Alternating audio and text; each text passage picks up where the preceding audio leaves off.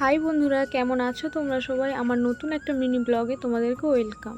প্রায় 2-2.5 মাস পর আজকে আমি গ্যাসে রান্না করব। অন্য দিনের তুলনায় আজকে একটু ঘুম থেকে লেট করে উঠেছি, কারণ গ্যাসে রান্না করব তাই। আর উনুনে রান্না করলে আমার তাড়াতাড়ি উঠতে হয়, কারণ আমার উনুন ধরাতে খুব সমস্যা হয়। তো দেখো, ঘুম থেকে উঠেই ফ্রেশ হয়ে আমি রান্না করতে চলে এসেছি।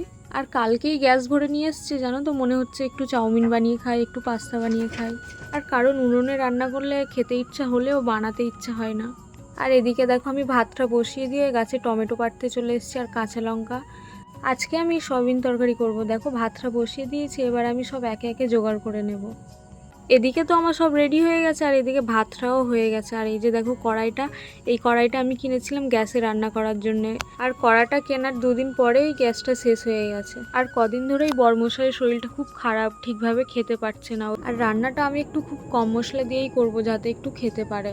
আর আমি না যেমন তেমন করে ভিডিওটা ঠিক বানিয়ে নিতে পারি, কিন্তু ভয়েস দেওয়ার সময় কী যে বলবো আমি কিছু ভেবে উঠতে পারি না। তোমরা জানিও আমি ঠিকঠাকভাবে বলতে পারছি কি না।